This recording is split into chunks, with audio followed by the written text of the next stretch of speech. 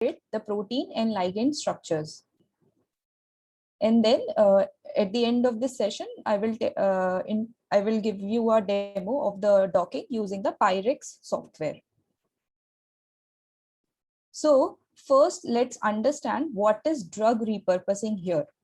So drug repurposing is basically an approach where we use the already existed or the marketed drugs which are already in the market. We will use that drug for the identification of new therapeutic use. So for example, a drug X is already approved and being used in the market for a disease. Say the drug is used for the treatment of malaria.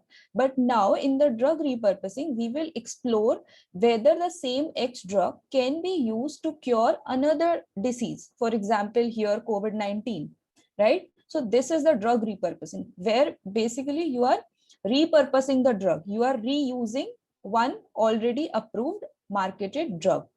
So drug therapies can be divided into two very broad categories, which is when you develop a completely new drug, that is called de novo drug discovery. And another approach is repurposing of the drugs, where you utilize the already existed, marketed, and sometimes FDA approved drugs for the treatment of new disease. So in the case of COVID-19, since this COVID-19 disease is completely new, there were no FDA approved drugs for like at the earlier stage, there were no FDA approved drug for the COVID-19. So what was the method? Because we cannot develop a completely new drug right away. So for that, repurposing of the drugs, that approach comes very handy. So what was done, we have used like for the treatment of COVID-19, many of the drugs that were approved by the FDA for the treatment of other diseases were explored, whether those can be used to target the COVID-19. So this is the drug repurposing. Now, let's compare the drug repurposing with de novo drug discovery. So in this figure, I'm showing you the de novo drug discovery approach, like what are the steps you have to take if you want to develop a completely new drug, and the steps where you can which you can use for the drug repurposing. So first thing, you can understand that the drug discovery is a long process. It's a very long process which involves multiple phases. So if you want to develop a completely new drug, so these steps you have to follow. So first you have to identify the target of the drug, and then you have to screen various molecules for identification of that one drug. And then the next step will be the lead optimization. And then once you have the lead that can be used to target a particular protein, then those can be further go for the preclinical studies, clinical studies, and then you have to take a license for the, then only you can use the drug and market the drug. So it's a very long process, and usually it takes time around 10 to 18 years. So so it's a long process, involves multiple phases, and then extreme safety assessments are to be done, because this drug that we are developing completely new is basically not approved for the, is not basically safe to use on the humans. So then that time we have to be extremely careful whether this drug is safe or not. So that time extreme safety measurements are to be done, and then you have to get the license from the various regulatory bodies. So it will take time. And while in the case of drug repurposing, the drug that are already FDA approved, marketed, so basically that drug is comparatively safe to use on the humans. So that time is minimized in this drug repurposing approach. So you identify the compound and you get the data using in silico docking or some other approach. So you get the data, and then if you're sure that that particular compound can be used to target the disease, you can directly go for the preclinical development, and then later on clinical development and licensing. So this drug repurposing approach basically shortens the time, so which is only 3 to 12 years compared to the 10 to 18 years when you want to develop a completely new drug. So it's a advantage when you using a completely when you are using a repurposed drugs. And later on, if you want to develop a completely new drug, it will require a lot of money to develop a new drug. So we have like I have written here a estimated cost which is required to develop a completely new drug, $2.6 billion. So see, this much amount of money is required when you want to develop a completely new drug, because there are various steps that will need some money. So, but if you want to repurpose a drug, the amount of the money investment will go down. And as I've told you that the time is very low, very high, like the time horizon is very high when you want to develop a completely new drug compared to the drug repurposing. Hence, when you consider these advantages of drug repurposing, so we can say that the repurposing of the existing drug is an attractive strategy compared to the de novo drug discovery. And in the current pandemic of COVID-19, we cannot wait for 10 to 18 years to develop a new drug. So in this scenario, repurposing of the drug is a more feasible and practical approach to follow. So here I'm showing you one like the study that we have performed in IIT Bombay at Proteomics Lab IIT Bombay. So what we have done, we have explored these two drugs, which is Selenoxir and Ponatinib. So these two drugs were already FDA approved or in clinical trial for the treatment of cancers. And we have explored these drugs, whether they can be used to target COVID-19 or not. So in this study, we have explored and we have found that these Selenoxir can be used to target three proteins, which is SERPINA7, SERPIND1, and S100A9. And these three proteins are basically regulating the COVID-19 infection in the host. So we have found that Selenoxir can be used to target these proteins and ultimately can be used to regulate the COVID-19 infection in the host. And similarly, Ponatinib, which is a repurposed drug here, we have found can be used to target two proteins, SERPINA7 and SERPIND1, and further can be used to regulate the COVID-19 infection. So this study we have performed in our lab using the same molecular docking experiment. Now, let's understand what is molecular docking based drug repurposing. So in the molecular docking, you basically check whether one particular protein and the ligand will bind with each other or not. So for that, you will take the 3D structure of protein and you will take the 3D structure of your drug or the ligand. And then in the molecular docking, you have to prepare the molecule. So 3D structure of the protein, you can download from the PDB, which is the protein data bank. So protein data bank is basically a library of all the proteins. So from the PDB protein data bank, you can get the structure of your protein. And from similarly, there are libraries of drugs also from where you can download the 3D structure of drugs. And after downloading the 3D structures of protein and ligand, you have to prepare the molecule for the molecular docking. So in the preparation, I mean, you have to remove extra atoms or the extra molecule that are present inside the protein. You have to remove that and you have to prepare the molecule for the molecular docking. And once I will show you, I'll give you, I will demonstrate these steps in some time. So after the molecule preparation, you will do the molecular docking. So in the molecular docking, you will upload the 3D structure of the protein onto the software and the 3D structure of the drug. And then you will, when you start the docking, so the software will try to fit the ligand in the protein, and which is the place where this ligand can be fit at the maximum binding affinity. So this way, the software will find the best fit of this drug. And once the docking is performed, next we will perform the post-docking analysis. In the post-docking analysis, we will find the interacting residues. So in the interacting residues, we will check what are the amino acids of those protein, what are the amino acids of the protein involved in the interaction with the ligand. So we will identify those amino acids. For example, here you can see we have marked the amino acids here, which are basically involved in the interaction with the ligand. So tryptophan, and then valine, threonine, proline. These are some of the amino acids which are involved with the interaction, which are involved in the interacting with the ligand. So you can identify the interacting amino acid residues. You can also identify what type of the interaction is being formed between the ligand and the protein. So there are different kinds of interaction which can be formed. There could be hydrogen bond, there could be hydrophobic bond, Sol bridges, uh, cationic bond. So you have to identify what kind of interaction is being formed between the protein and the ligand. And then the most important is the binding energy. So what is the binding energy? Like what binding energy the ligand is binding with the protein. So you have to identify that. So all of these information you can get after the molecular docking, and that's why we are calling it post-docking analysis.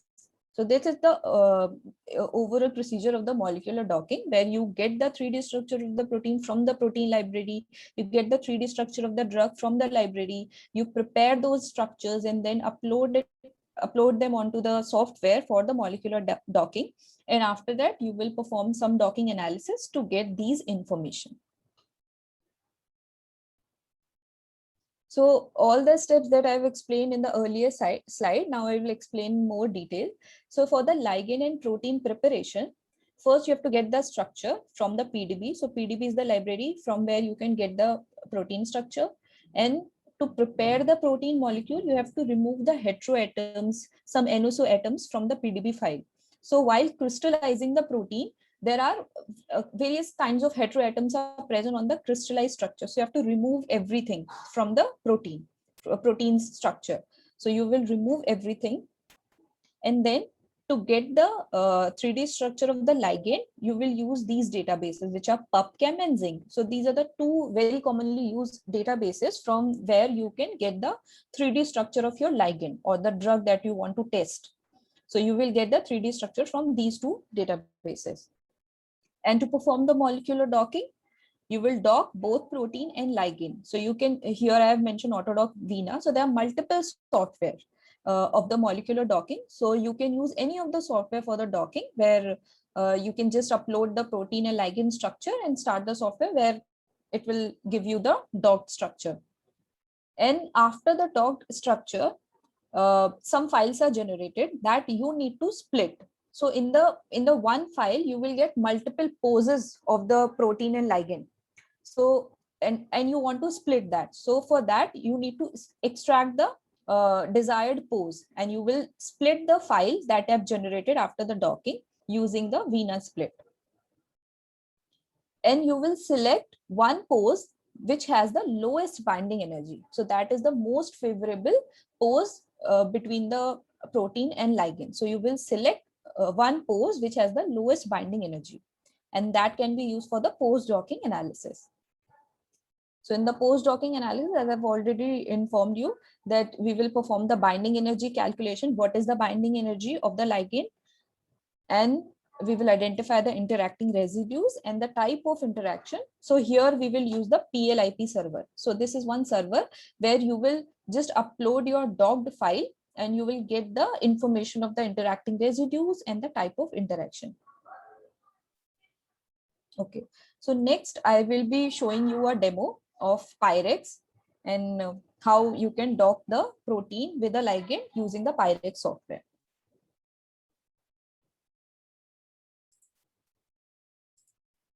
So these are the files that are already shared, I think, with you. So here you can see that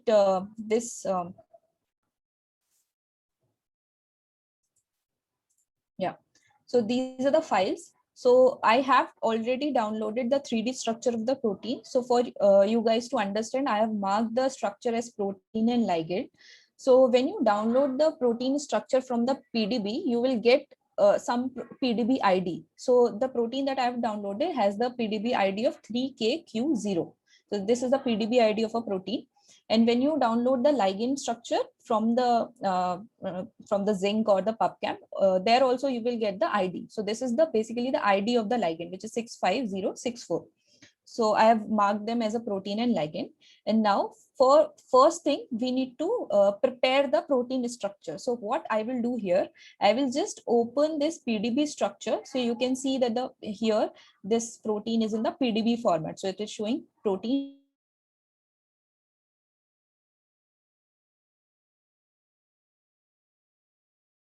data bank file. So protein is file on text editor. So I'm opening it in the notepad. Yeah, so when you open this protein file, it will be looking like this. And from here, we have to just remove if any heteroatoms are present. So you can see that there are heteroatoms are present here. So I will just remove these things.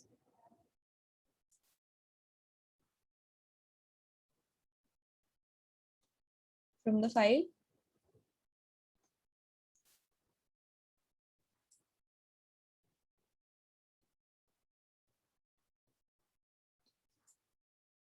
Here also you can see some heteroatoms are present. So I will remove all the heteroatoms from this file.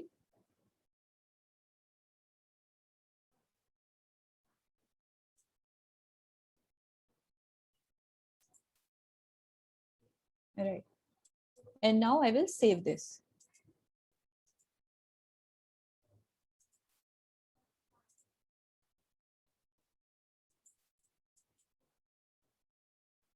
As a processed file. So this way you can edit the protein PDB file of a protein.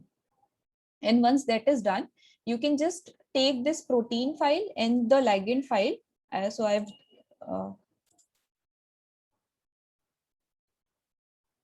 yeah. So in this folder, I have taken the processed PDB file and the ligand file here. And now I will just open the Pyrex software here.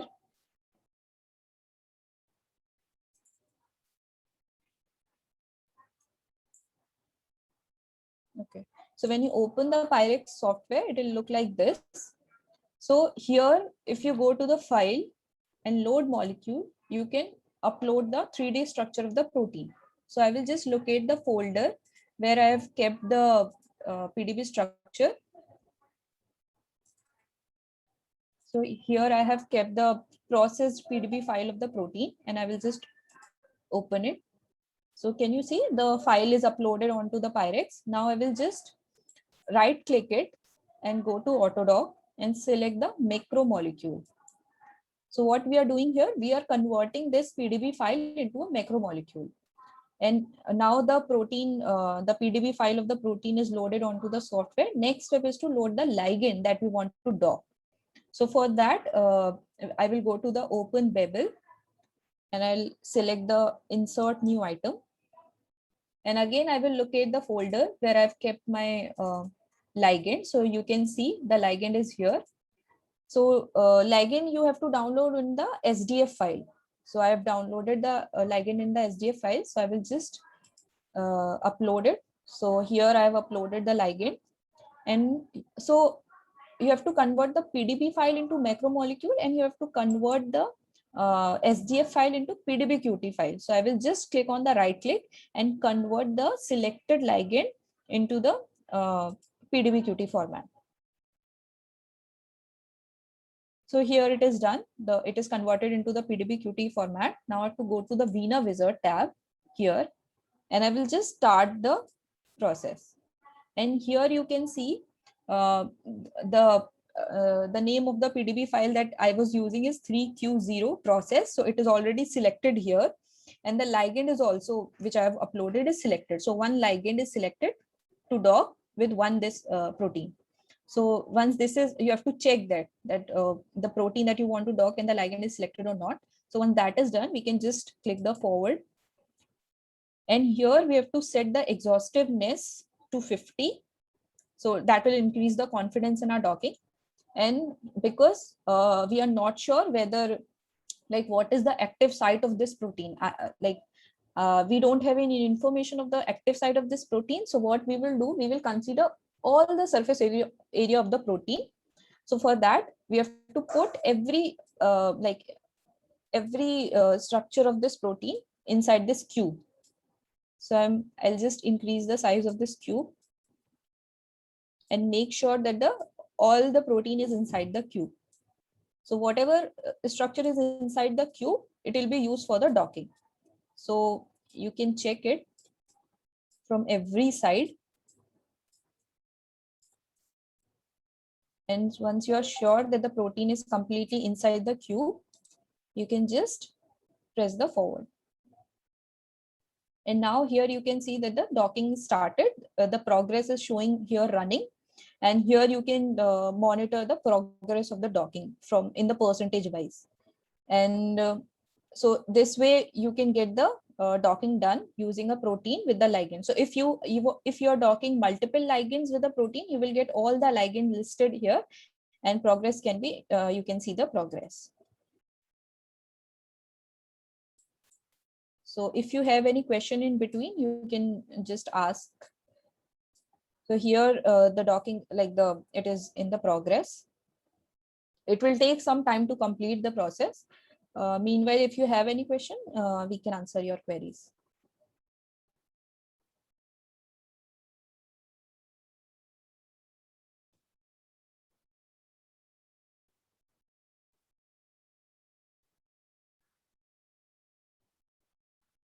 Or Ayushi, maybe you can ask questions to the participants. Okay.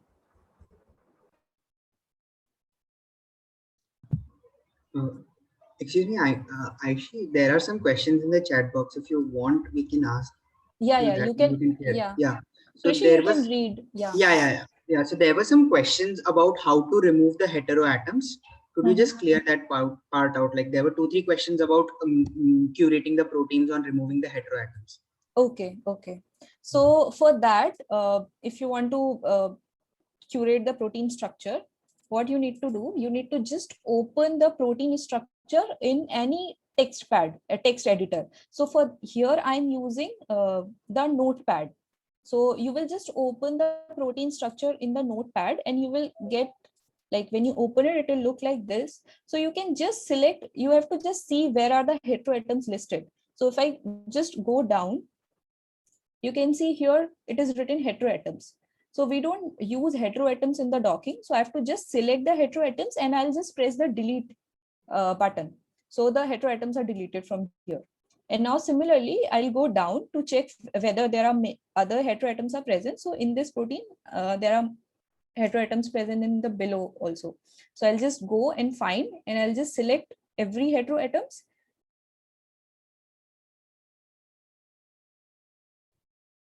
And I'll just press the delete.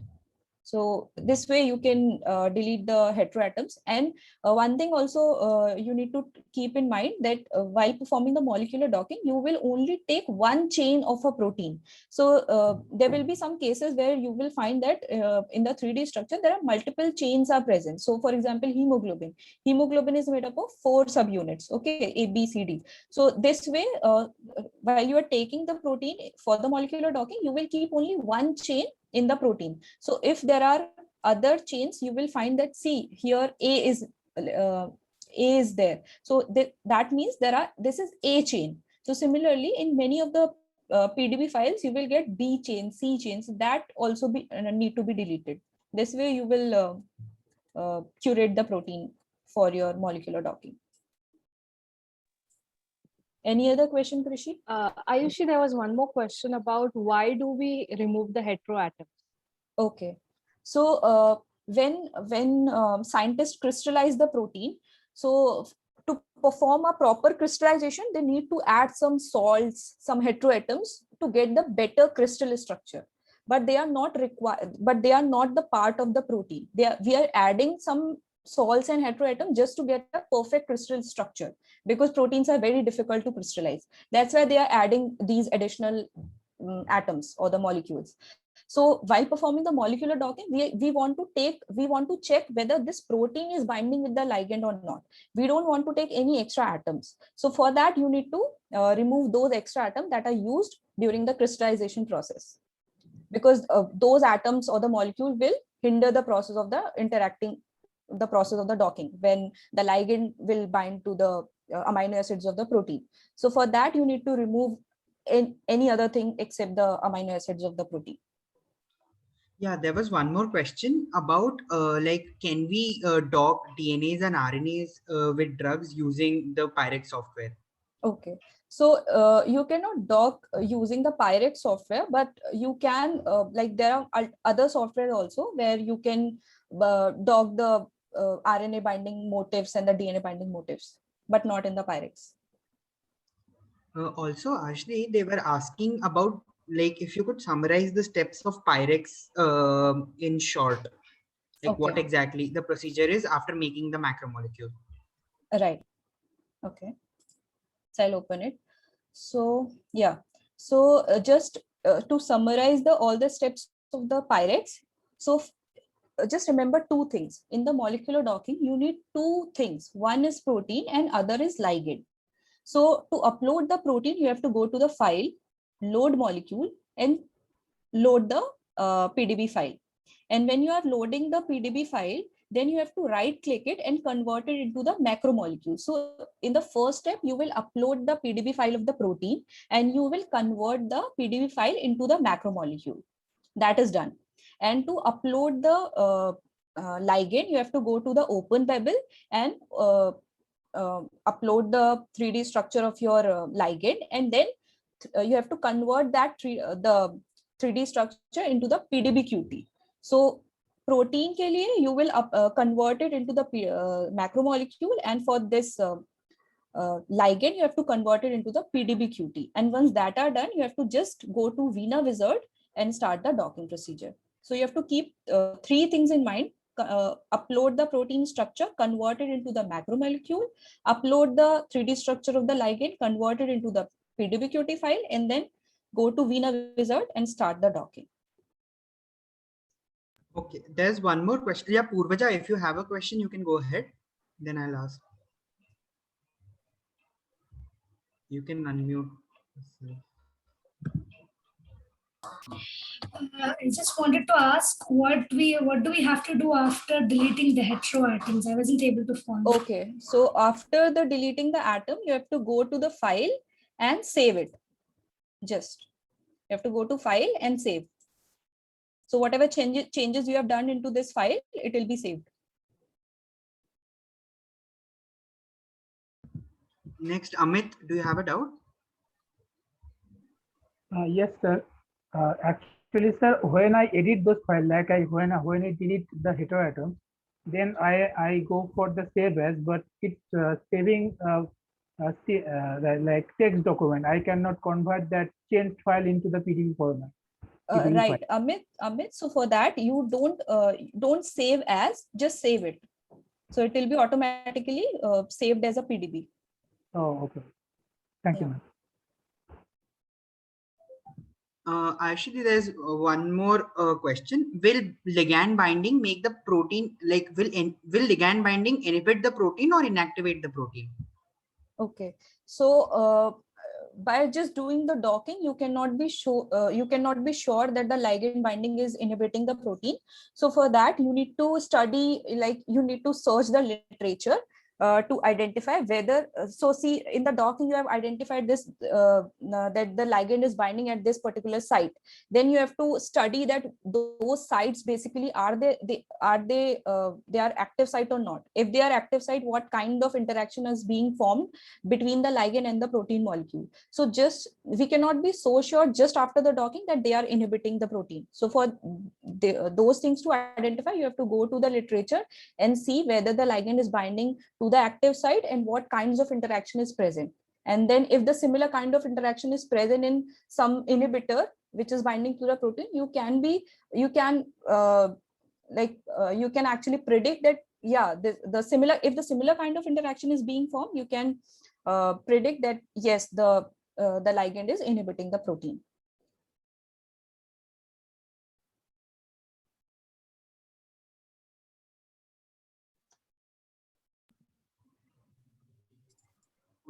Okay. There's also one more question. How do we search the ligands for a protein? Okay, so to search a ligand for the protein, you have to go to the so just type PubChem into the browser, like on the Google, you just type the PubChem, and then you can okay, yeah. So just type in the Google, you have to just type the PubChem. Is my screen visible? Yes. Yeah, okay. So you just type PubChem. So PubChem is basically a library of all the ligands, and here whatever ligand you want to search, you can just type the name of the ligand onto the search bar. So for example, I want to search EGCG.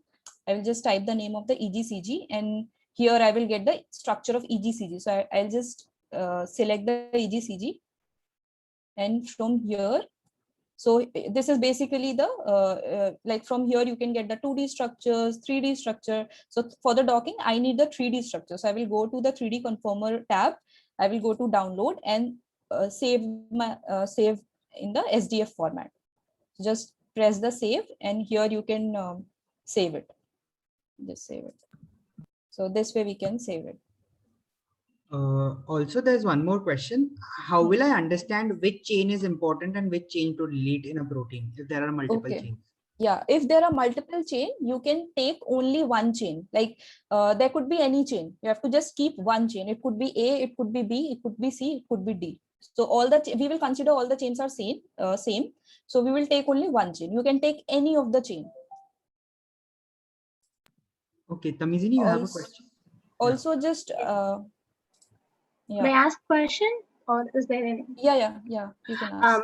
Actually, in the case we have a selected protein, but we have many different ligands. Can we dock at a time, or Yes, we can you do can. at a time, or single ligand only? So I had a question. So, And one more question I had is like you mentioned the different chains, right? So if my chain have different sequences, I should keep I should keep the chain, right? I couldn't keep only one chain, right? Or the A, B, C the sequence will be same for that protein. So I'm okay. just Yeah. just a question.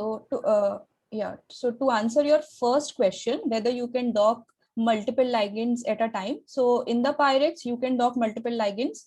So what you have to do, so you have to go to OpenBabel. Okay, sorry. Yeah, so while uploading the ligand, you just go to OpenBabel and go to insert new atom, and you can add multiple ligands also. So here, if I show you, like we have, like here, if you can see, we have around 80 to 90 ligands added in our library. Ayushi? So, Ayushi, yeah, it's not visible. Share your screen. oh, okay.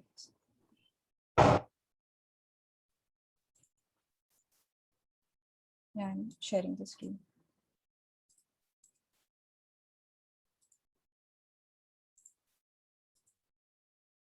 Is it visible? Yes, it's now visible. Okay, so in the Pyrex, you can dock multiple ligands with the protein. So you have to just go to OpenBabel, insert new atom, and you can add multiple ligands and then start the docking. So here we have added around 80 to 90 ligands molecule in our library. And to answer your second question, what was your second question? Can you repeat?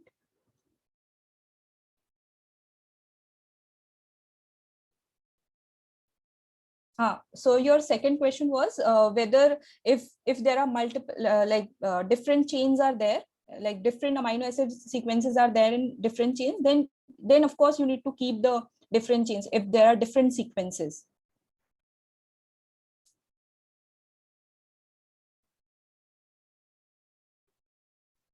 Hello, am I audible? Yes, Ayushi, you're Yes. audible. Yeah, okay. So you will remove multiple chains if you have the same sequence. But if you have different sequences and you want to check whether those sequences are actually being involved in the docking, so you will keep those sequences. And here also the docking is completed, as you can see. So I have like here docked one ligand with the protein, and just by doing the docking of one ligand, I have got around 9 poses here. So you can see from 0 to 8, I have got total 9 poses, and here the binding affinity is shown. So, and the RMSD values are here. So I will just tell you how to extract the output files from the Pyrex now. So you have to, while you download the Pyrex in the software, you have to, then you will identify where your files will be stored. So I will just go to the PC. Ma'am, based on binding energy, we can select that this ligand will be more attached to the binding site, we can take it as good to take that protein ligand. So is that you're saying in that in the Pyrex? Yeah, in general, we usually select the pose, like whichever has the lowest binding energy, we will select that particular pose in general. Yes. Okay. Yeah. Thank you, ma'am. Okay. I think the next session is also where we will tell you the visualization in PyMol and the later on the PLIP interactions. So there also like we have to plan the next session also. So here I will just quickly tell you how to extract the output files. So you have to go to the C, so that directory you will identify when you download the PyMol software. So in case here, in our case, we have here, so you have to go to the C file and in the users. So one Pyrex software is folder is created here. I will just click it and go to the macromolecules. So this way you will identify all the files that you have docked. You will like all the proteins that you have docked will create a one folder. And here this protein, the 3KQ0 process one, which we have docked right now. So here we can get the this out.pdbqt file of the ligand that can be used for the later on stages.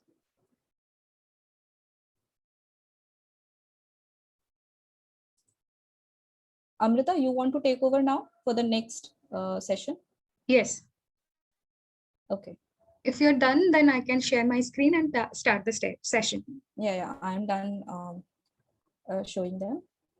I'll stop sharing the screen. So can I do that, Vishwa, Akanksha?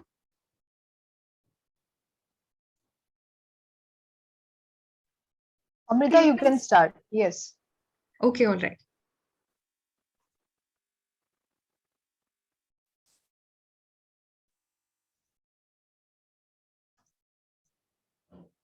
Just let me know if I'm audible and the screen is visible. Yes, Yes, you it are is. audible and yeah. All right. So hello, everyone. Welcome back to the second part of the molecular docking tutorial. I am Amrita Mukherjee. I'm a PhD student. I'm working with Professor Sanjeev Srivastava at IIT Bombay in Proteomics Lab. And today I'll be taking this session about the post-docking analysis, visualization, and other things. So in the last video, we learned about the basics of molecular docking, and we learned about how to download the protein structures from different softwares and how to curate that protein, and the basic molecular docking procedure in using the Pyrex software. Now I'll quickly tell you what I'm going to show you in this session. So in this video, I'm going to show you how to deal with the output files. So Ayushi has already shown from where you can extract the output files. Now I'll help you to understand how to deal with this .output file complexes, how to extract them, and how to process them for further visualization and analysis. So here we will first learn to split the files. Then we will perform a 3D visualization using software such as PyMol and Discovery Studio. You have already heard about these softwares, and I think you are quite familiar with the softwares, as I have already done this thing in the video. And then we will also learn about some web-based online tools such as PLIP. This is also a software or tool, you can say, that will help us to understand the 3D visualization. Now, these are the important links for all the softwares and web servers. Also, what we have done is that we have uploaded all the necessary files, raw files or input files you will need to perform the docking and the post-docking analysis for this session. So we have this protein PDB and this ligand SDF file. Then we have this Vina split command, which I'm going to tell you what it is. And then we have also pasted the docking output file there. So you just go to the drive and download the docking output files.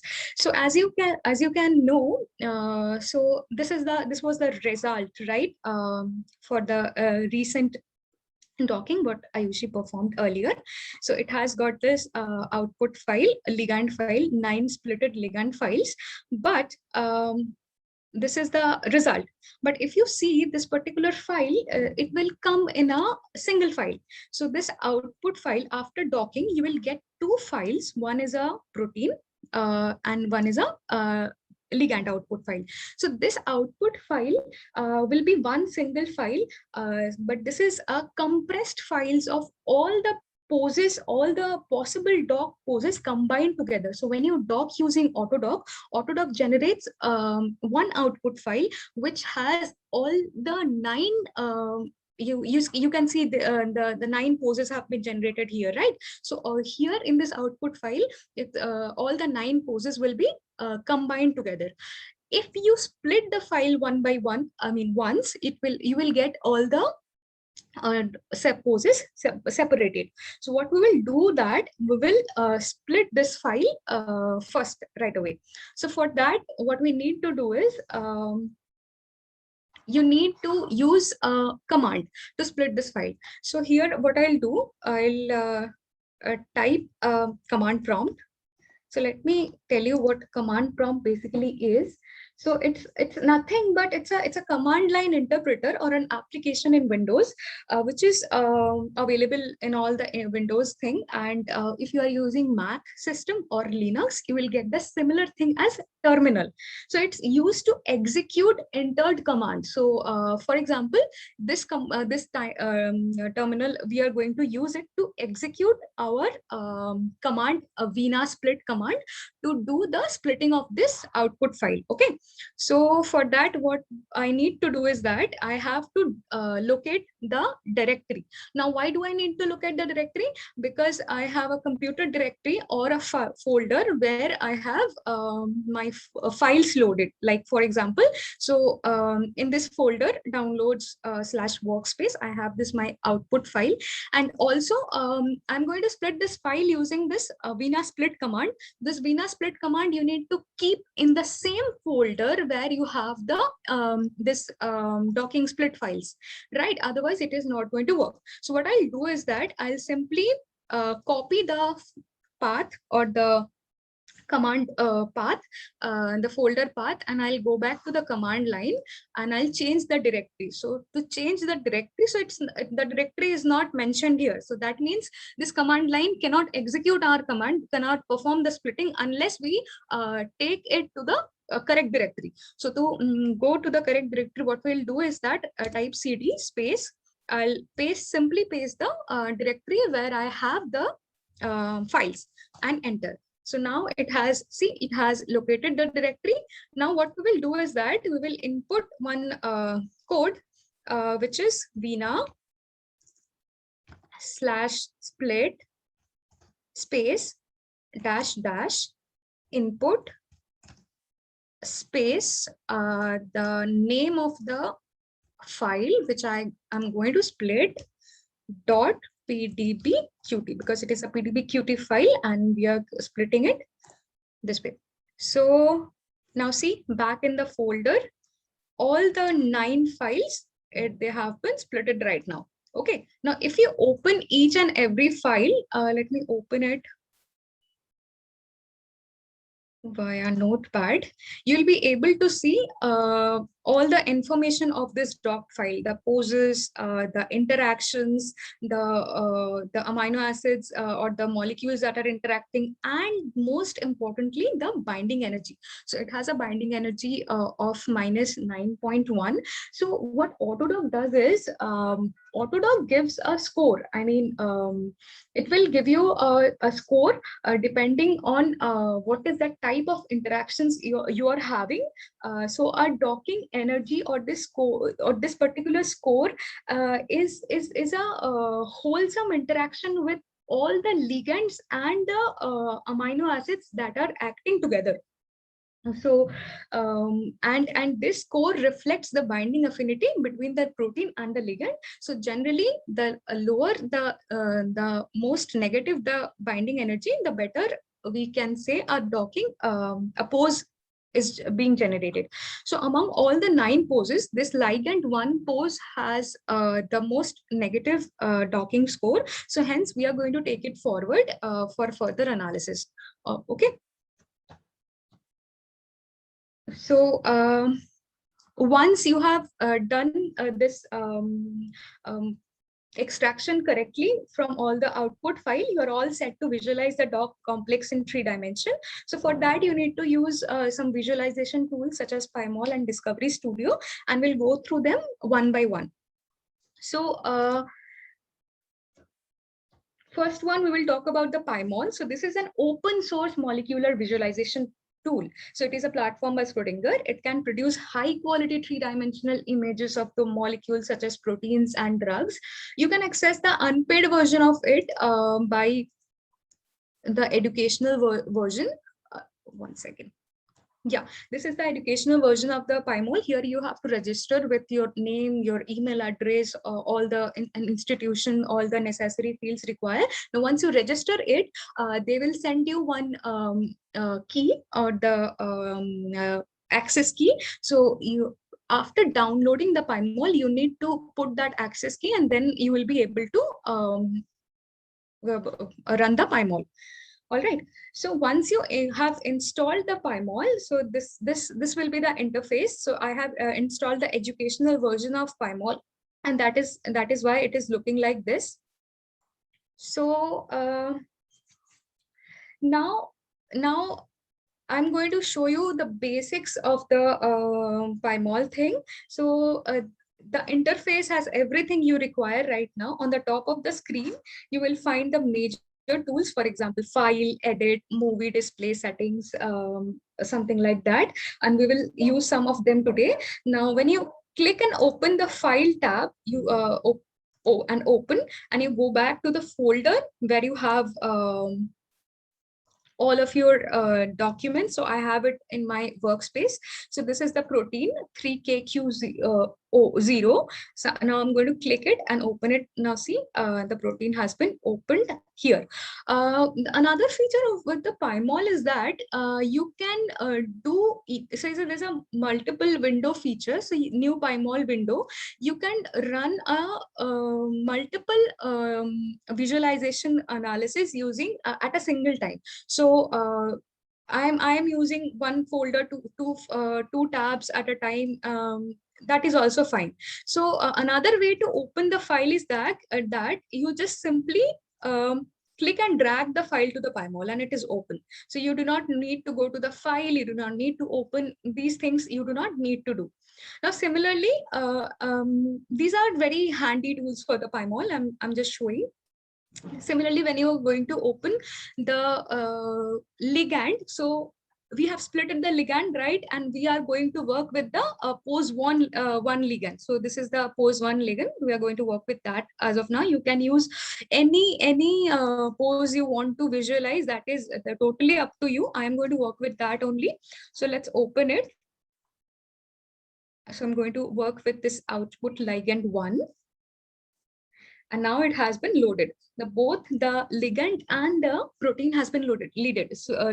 So in the display setting feature, so I have enabled one button called auto zoom in new objects. So what it does is that if you enable this button, whenever you upload one particular thing, it will auto zoom in, load one particular ligand or anything else, it will auto zoom in to the section. Now if you want to see it, you can use your mouse and you can rotate everything. I want to centralize it, so I'm going to the right. Just notice to my cursor, I'm going to the right up section, and there's a reset button. If I click this, it will be centralized. And here is the protein and ligand, is the docked protein, and the ligand is here. Now, once you have loaded this thing, you want to see the all the interactive residues, or you want to play with the structure, right? So we will go through all the, not all, but few of the very interesting PyMol tools one by one.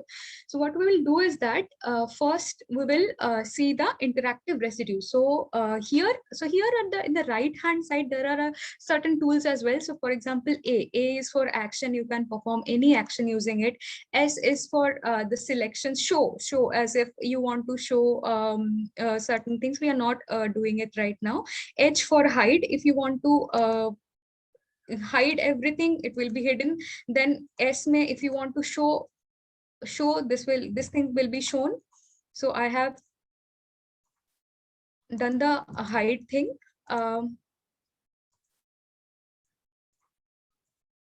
Okay, just give me a minute.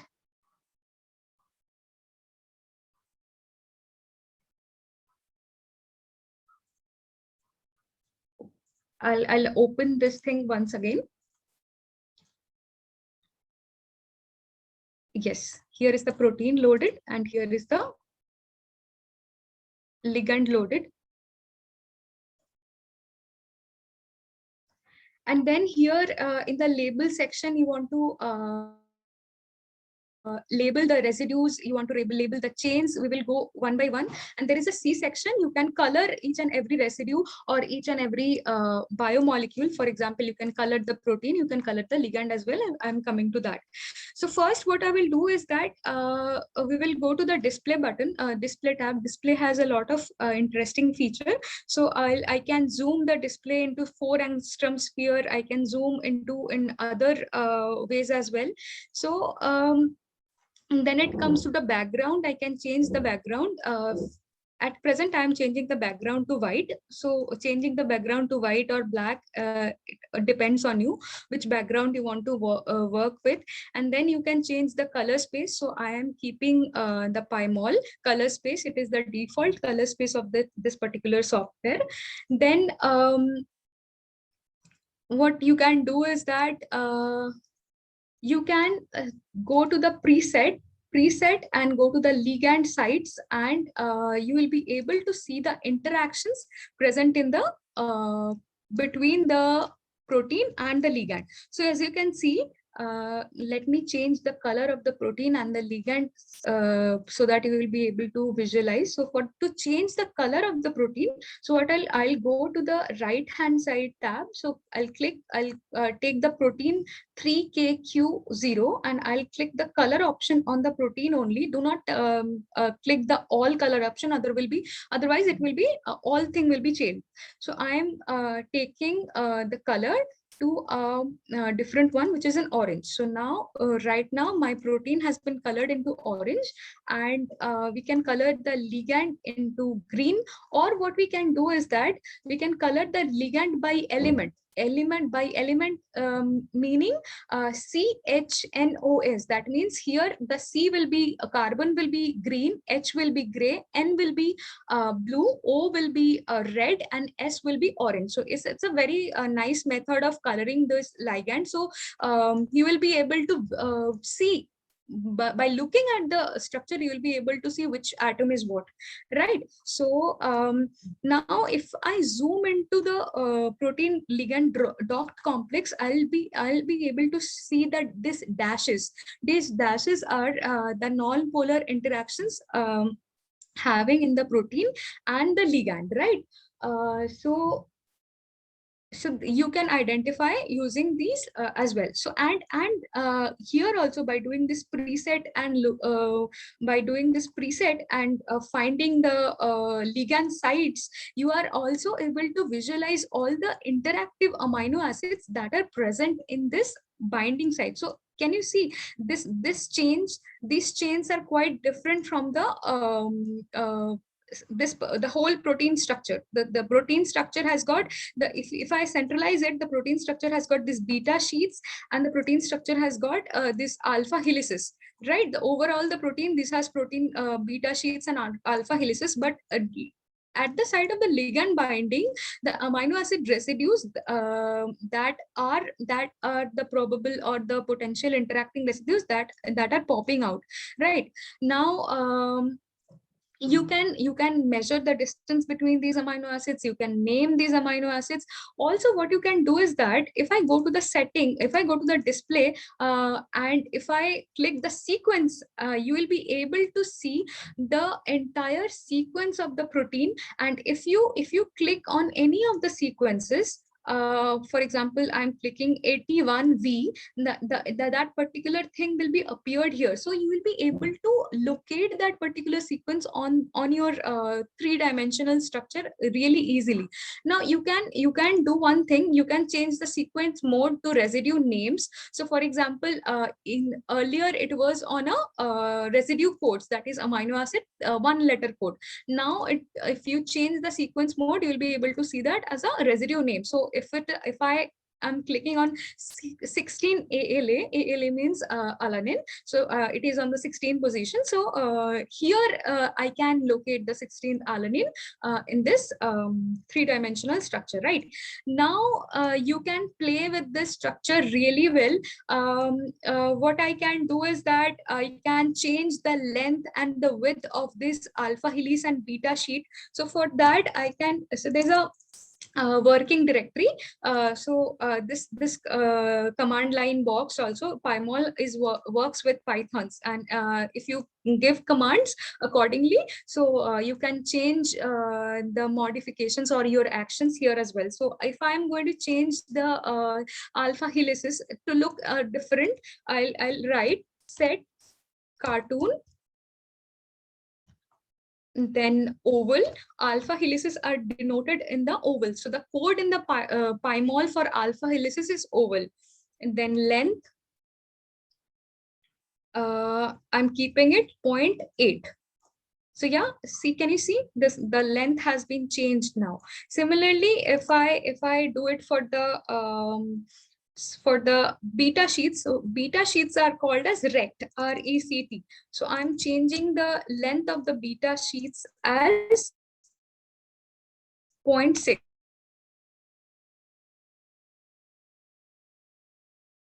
You see your protein ligand visualization thing and everything,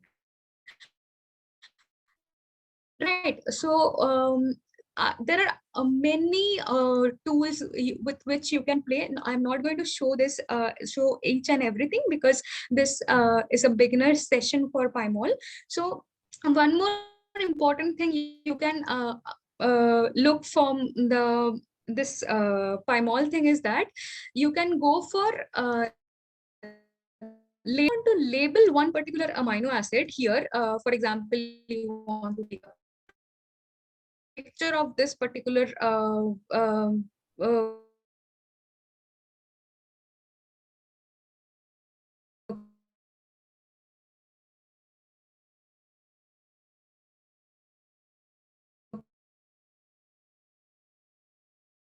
confirmation, and you want to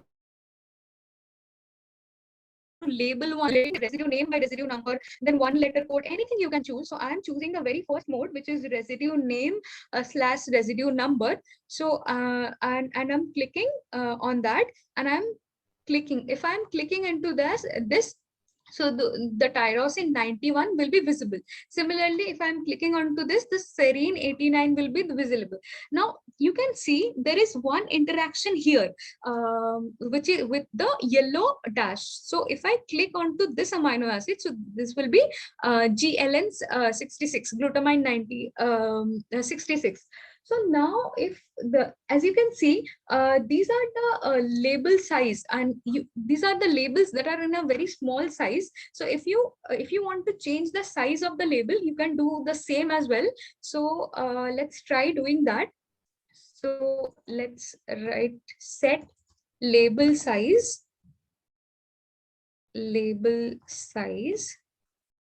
24. Let's keep it 24. Yeah, and the label size has been increased.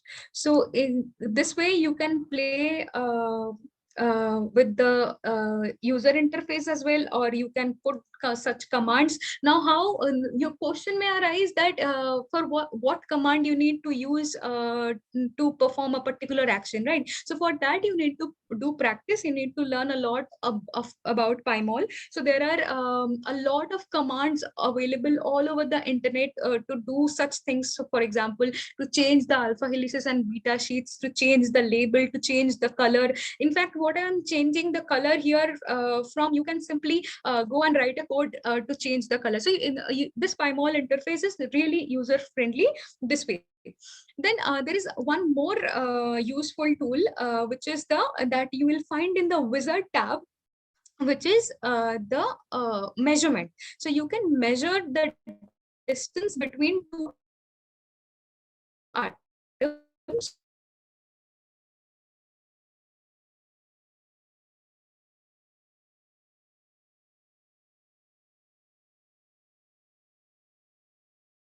So here I have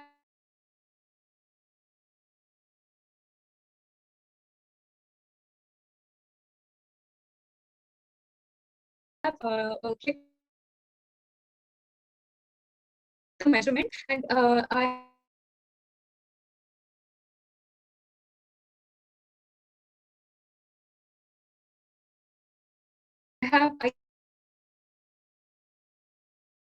visualized in a angstrom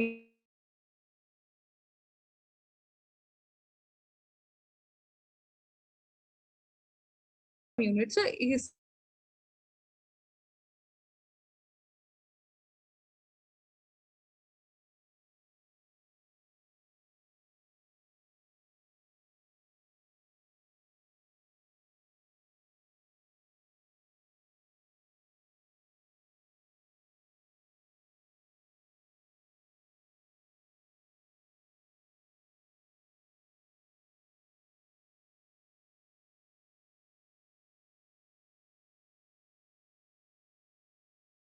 accept PDB files.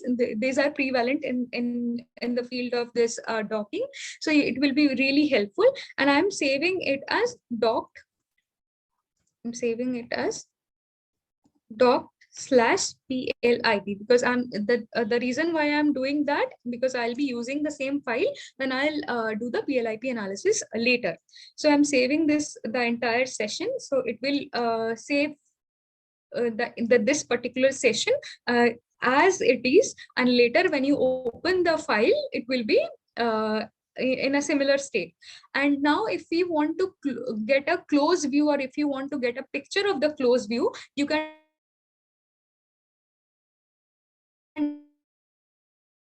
do that. Look at the session in a PNG format, in an image format. So that is very easy.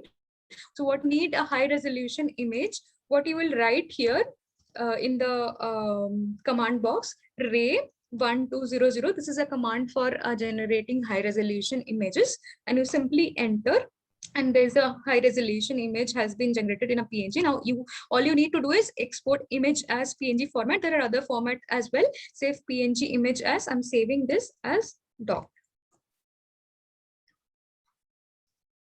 All right, so this is all for the PyMol, and there are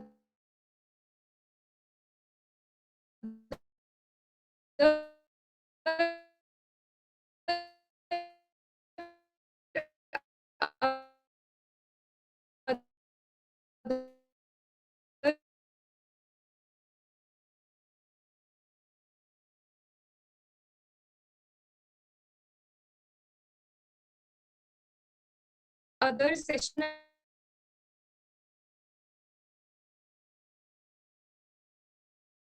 as well in the 3ds.com website. Now once you have downloaded it, the surface will look like that. In the video, I have shown you the Discovery Video Studio using 2020 software, but today I have upgraded it to the 2021 version.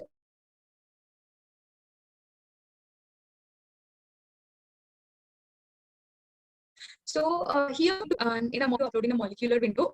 So file open.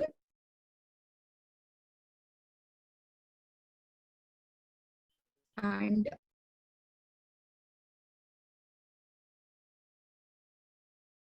I'm going to upload in open protein. So let's open the protein first. So the protein has been opened here, and then let's open the ligand. Similarly, click File, Open, and select all the files, and you didn't, otherwise you will not be able to see that. Now that's a very interesting feature of the Discovery Studio is that initially what we did took the output file and we split the output file into all the possible 1 to 9 files, and we tried to see each and every output file individually. Like for example, in PyMol I showed you this output ligand 1, but in the Discovery Studio you do not need to do that. In Discovery Studio is able to load the compressed output file. For example, here I'm going to do the same exactly. So I'm going to load the original output file, which is a compressed file, and I'll show you how it is seen here. And I'm opening it. Yes. Now this is the only one pose is seen, and here in the left section, so as you can see, if you follow the cursor in the left session, all the possible poses are mentioned. For some reason the naming is not correct right now, but these are all the different poses. See, if I'm clicking each and everything, they are appearing as a different dog pose. So to view all of them together, what you need to do is that go to the structure and animation and play and see. You'll be able to see all the dog poses at a row. Right now I'm going to stop this animation. It's a really fun thing to do with the docking complexes. Now, what if I want to visualize the protein and the ligand together, what I'll do and their interaction together, I'll simply go to the tool section. I'll search for the receptor ligand interaction site. And let me show define and receptor ligand interactions. The problem with Discovery Studio is that it's a newly developed tool, and it does not work with that efficiency. Sometimes it's that you have to restart your tool. Right now it is happening with me. Sometimes the tools that they do not work. So I'll open it once again from the beginning. So this 2021 version is quite unstable. So if you download the 2020 version, it will be easier. So let me try it once again. So let's see if it works or not. Let's open the protein file.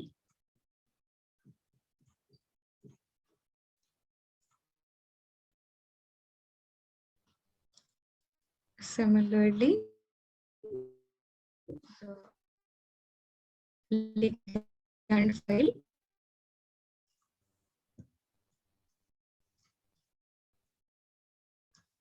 Yes. And let's go to the tool.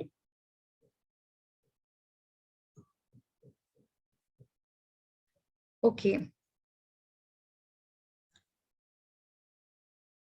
Okay, let's try to do what it is possible.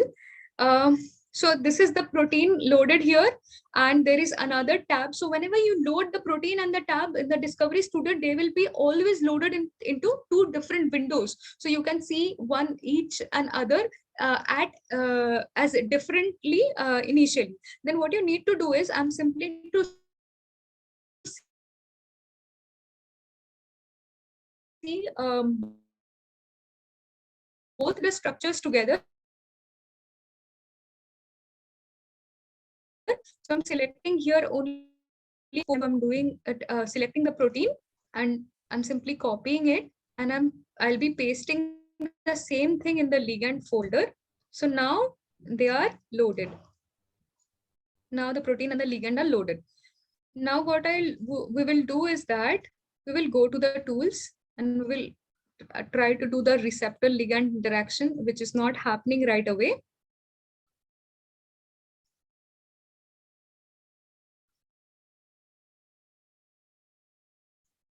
Okay, there is some issue I'm facing here. So this is the problem with the Discovery Studio. So you try to do it and sometimes you will not be able to do it because of this software crashes almost all the time. Because of that, you need a good system which has a higher RAM or higher software.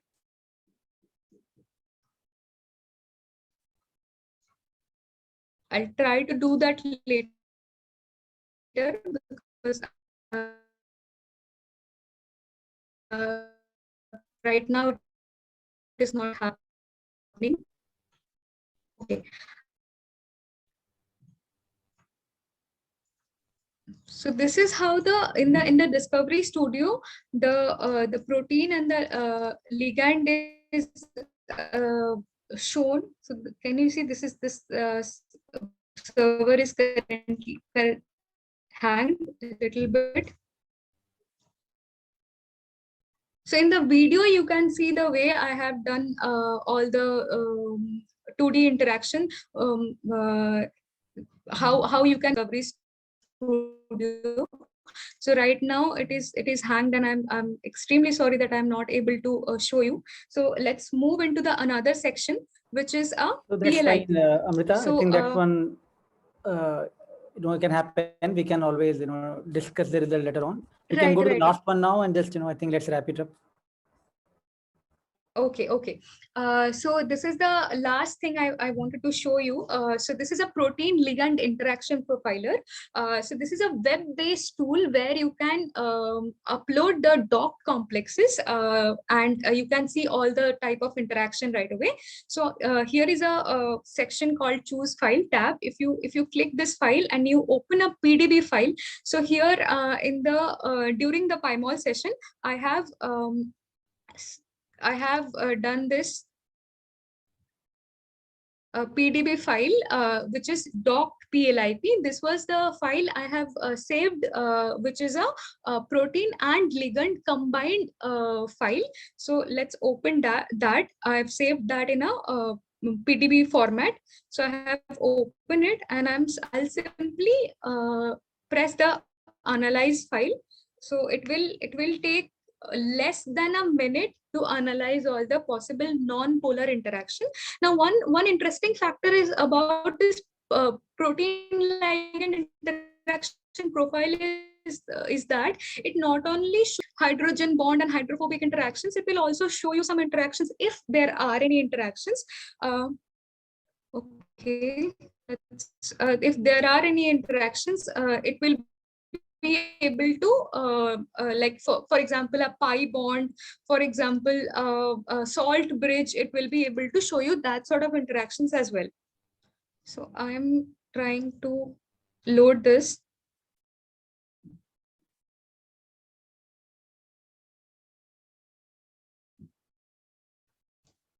So for some reason these are showing errors. Let me try with another file if I have it. If I have other doc file.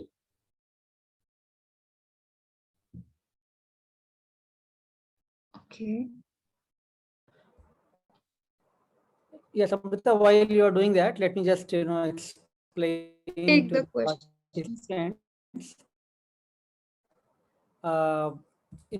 That initially to narrow down the potential drug which can be taken forward, right? But I think some of you have asked in the chat box that what kind of thing, because here you can have a lot of theoretical possibilities, but that may not be applicable if it comes for the finally human trial, right? So a lot of stuff has to be done before that, and that's where first some of the experimental technique, different type of label-free biosensor platforms are being used, where you can look for the protein and drug interaction, binding the pure drug molecule, and now you are using these label-free platforms to try out whether you can see these binding is happening or not, and what kind of binding affinity you can see from those interaction, what kind of on rate of rate you can obtain over there. So these things to be done. There are different type of platforms available. One very commonly used is surface plasmon resonance. Another is biolayer interferometry, which can, so SPR can do only 4 molecules at the same time. BLI can do almost 96. also in 96-well format. So these are high throughput screening format, which after reducing the molecules from here, narrowing down, you want to validate further various potential effects of these possible drugs into the animal model studies and the cell drug discovery process. As Aishi mentioned, it really takes long time.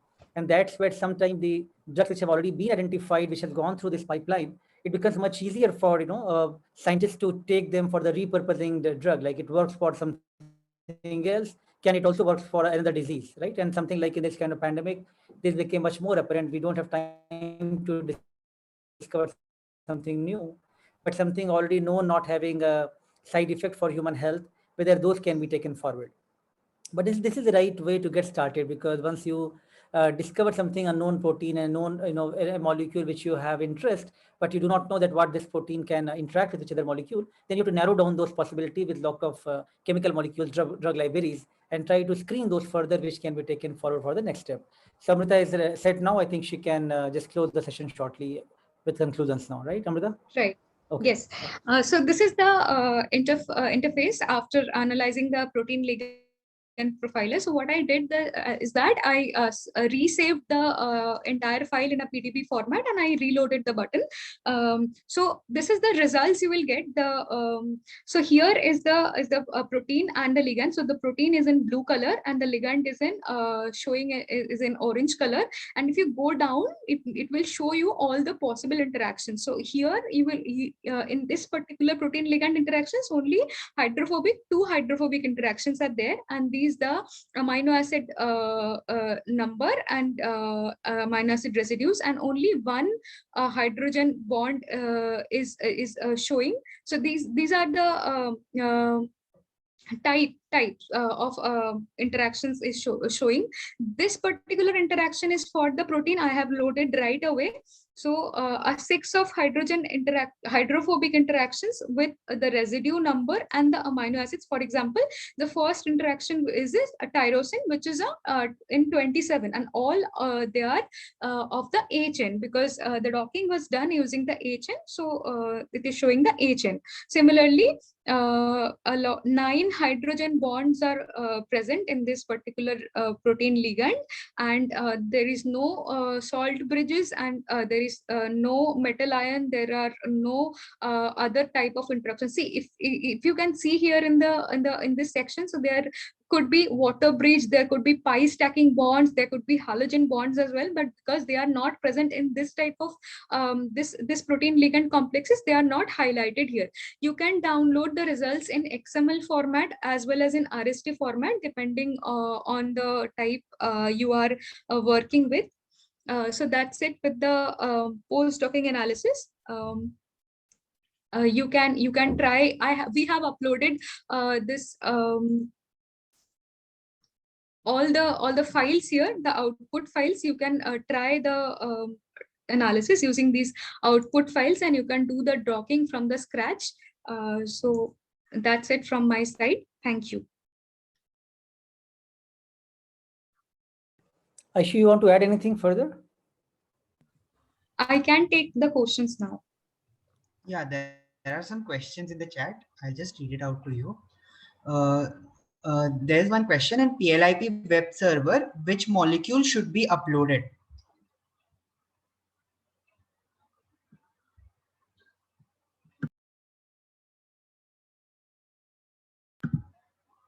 Hello, Amritadi. There are some questions. Hello. Okay. Let me show you. Let me show you while sharing the screen. Okay, so in the PLIP, so what you need to do this, you will simply upload the PDBQT file of the doc PDBQT file of both the ligand and the protein, and you simply save it as export molecule as save as a PDB file, and you upload this PDB file. For example, I'm saving it as PLIP2, and you upload this particular doc PDB file, which has both the protein and the ligand separately that we got from the output files. So what we do simply is that we took the output file, we split it, take the first ligand, and with the first ligand, we combine the protein and save it in the PyMol and save it in a PDB format, and we upload the PDB file in the PLI.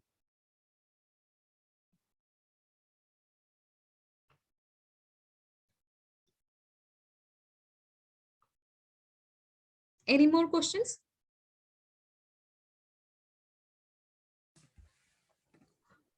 All right, so let me thank Ayushi and Amrita to conduct this session very nicely.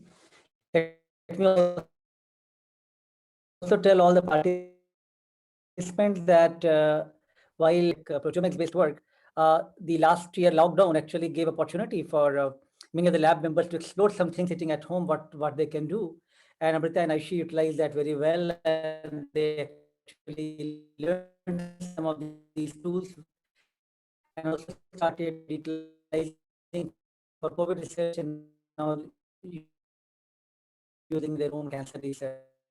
So I think there's always, within the problems, you can always explore the opportunities. And some of these things you can really do very well even at your home. So I Amrita, job well done. Let me also thank all other interns who were with us today, Krishi and Anya, and there after talk. We will collect your quiz marks shortly and show you who are the winners for today's quiz.